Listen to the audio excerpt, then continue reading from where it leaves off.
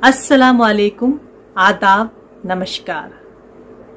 रंग बिरंगा बीजना जची चंगेरी खूब, रंग बिरंगा बीजना जची चंगेरी खूब, ये उन हाथन की कला हां जिनने सदा खोदी दूब, ये उन हाथन की कला हां जिनने सदा खोदी दूब।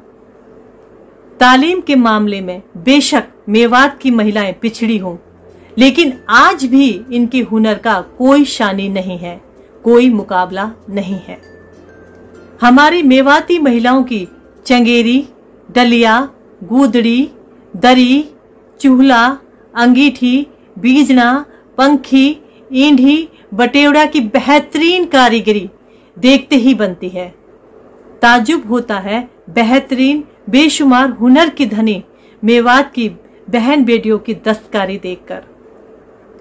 मेवात की ये अनपढ़ महिलाएं अपने कला के बलबूते पर अपने हुनर का लोहा देश में ही नहीं बल्कि विदेशों तक मनवा चुकी है। तकरीबन 20 साल पहले मेवात के दौरे पर आई यूनिसेफ की टीम के सदस्यों ने भी मेवात की महिलाओं के हुनर की जमकर तारीफ की थी। चंगेरी डलिया अपने चटख रंगों की वजह से बेहद लुभावनी और आकर्षक लगती है। मेवात में रोटी रखने के लिए बनाई जाने वाली इन चंगेरी और डलियाओं की तैयारी में मेवाती महिलाएं बैसाख से ही जुट जाती हैं। गेहूं की कटाई के वक्त ही देसी गेहूं की बालों से लंबी लंबी सीखों को तोड़ लेती है। उसके बाद इन सीखों को रंग बिरंगे रंगों में रंगती हैं। फिर इन रंग बिरंगी सीखों से डलिया और चंगेरी बनाती है जो बेहद खूबसूरत लगती हैं। मेवाती महिलाएं बरसात के मौसम में चंगेरी और डलियाओं को बनाती हैं। इसके दो कारण होते हैं।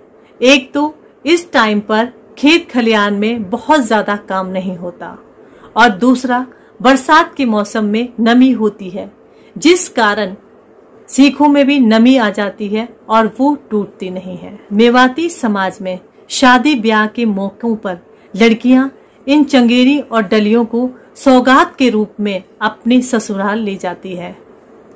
आजकल मेवात में देसी गेहूं बहुत कम बोए जाते हैं, जिसकी वजह से देसी गेहूं की सीखें बहुत मुश्किल से मिलती हैं।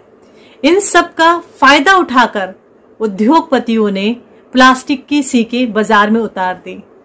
अब ज्यादातर चंगेरी और डलियों को बनाने के लिए इन्हीं प्लास्टिक की सीखों का इस्तेमाल किया जाता है। इन प्लास्टिक की सीखों से डलिया और चंगेरी बन तो जाती हैं, लेकिन उनमें वो खूबियां नहीं होती जो खूबियां सीख की बनी हुई चंगेरियों में होती है। ना गाधे सु सीख तोड़ के बुने चंगेरी माई, ना गाधे सु सीख तोड़ के बुने चंगेरी माई, सब कुछ खत्म हो गो बखत ने कैसी पलटी खाई, सब कुछ खत्म हो गो बखत ने कैसी पलटी खाई। आधुनिकता के इस दौर में चंगेरी और डलियाओं का प्रचलन कम होता जा रहा है। इस कम होती हुई लोक कला की विरासत को संजोने और संभालने की जरूरत है। गूदड़ी और दरी मेवात की महिलाएं फटे पुराने कपड़ों से दरी और गूदड़ी बनाने में माहिर हैं। इसके लिए ये महिलाएं रंग बिरंगे कपड़े काटती हैं, फिर इन्हें अलग अलग डिजाइन में सिलती हैं। इसके बाद इनमें रुई भरकर और धागे डालकर इस्तेमाल करती हैं।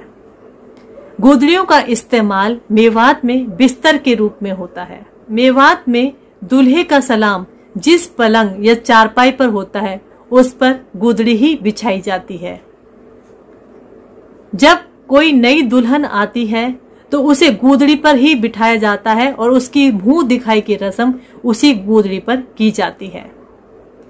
मेवात में जब किसी के घर कोई बच्चा होता है तो उस बच्चे के कपड़ों के साथ साथ गूदड़ी देने का भी चलन है। शादी ब्याह के मौके पर लड़की हाथ से बनाई गई गूदड़ी को सौगात के रूप में ले जाती है। मेवात की महिलाएं बहुत खूबसूरत डिजाइन की गूदड़ियां बनाती हैं, और इन गूदड़ियों को और खूबसूरत बनाने के लिए उनमें रंग बिरंगे फौंदने लगाए जाते हैं। ये गूदड़ियां इतनी खूबसूरत होती हैं कि इनके सामने कालीन भी फेल होती है। बीजना पंखी मेवात की महिलाएं रंग बिरंगे बीजना और पंखी बनाने में भी बेहद माहिर है। पहले सरकंडे की तुली की बारीक फांक काटकर बीजना बनाए जाते थे, लेकिन आज रंग बिरंगी प्लास्टिक से बीजना बनाए जाते हैं। मेवाती महिलाएं इन बीजना और पंखियों को घर के इस्तेमाल के लिए और रिश्तेदारियों में भेंट देने के लिए बनाती हैं। मेवात की महिलाएं इन बीजनों पर बेहद खूबसूरत डिजाइन देती हैं। बीजना पर हिंदी और इंग्लिश में नाम लिखना इन महिलाओं के लिए बाएं हाथ का खेल है। पंखी बनाने के लिए मेवाती महिलाएं रंग बिरंगी ऊन का इस्तेमाल करती हैं। बीजना और पंखी को लड़की शादी ब्याह के मौके पर अपने ससुराल में तोहफे के रूप में ले जाती है। चूल्हा अंगीठी। मेवात में ज्यादातर खाना चूल्हे पर ही बनता है और मेवाती महिलाएं बहुत तरह के डिजाइन इन चूल्हे और अंगीठी को देती हैं। इन चूल्हा और अंगीठी को बनाने के लिए चिकनी मिट्टी का इस्तेमाल किया जाता है। पहले मिट्टी को कूटा जाता है, उसके बाद इस मिट्टी को भिगोया जाता है और भिगोने के बाद इस मिट्टी से चूल्हा बनाया जाता है। जब चूल्हा बनकर तैयार हो जाता है तब इसे पोतनी माटी से पोता जाता है। जब कोई चीज तेज आंच पर पकानी होती है तो चूल्हे का इस्तेमाल किया जाता है। जब कोई चीज धीमी आंच पर पकानी होती है तो अंगीठी का इस्तेमाल किया जाता है। उपड़ा जोड़ जोड़ के बने हैं बटेवड़ा, उपड़ा जोड़ जोड़ के बने हैं बटेवड़ा, फिर होवे है उकराई। मेवात की महिलाएं उपले जोड़ जोड़ कर बटेवड़ा बनाती हैं और फिर बेहद सलीके से और खूबसूरती के साथ उसमें डिजाइन उकेरती हैं। ये महिलाएं फागुन के महीने में बटेवड़ा बनाती हैं और इस बटेवड़े के ईंधन को बरसात के मौसम में इस्तेमाल करती हैं। बटेवड़े के ऊपर छान भी बांधी जाती है ताकि बारिश के टाइम पर बटेवड़ा भीगे नहीं। इन सब चीजों के अलावा मेवात की महिलाएं रंग बिरंगे थालपोश, मेजपोश और रुमाल क्रोशियो की मदद से बनाती हैं। रंग बिरंगी इन्हीं बनाने में भी इन मेवाती महिलाओं का कोई मुकाबला नहीं है। मेवाती महिलाएं घर में इस्तेमाल न होने वाली चीजों से भी बेहद खूबसूरत घर के साज सजावट के सामान बनाती हैं। ये मेवाती महिलाएं खेतों के काम, पशुओं के काम, चूल्हा चाकी के काम और घर संभालने के साथ साथ अपने हुनर के लिए समय निकालकर अपना हुनर दिखाती हैं। मेवात की इन अनपढ़ महिलाओं को इनकी कला की वजह से कोई अनपढ़ नहीं कह सकता। मुझे गर्व है मेवात की महिलाओं पर, जो इतना काम करने के बावजूद भी अपने हुनर के लिए, अपने लिए टाइम निकालती हैं। मैं सलाम करती हूँ मेवात की महिलाओं को, उनके हुनर को, उनकी कला को।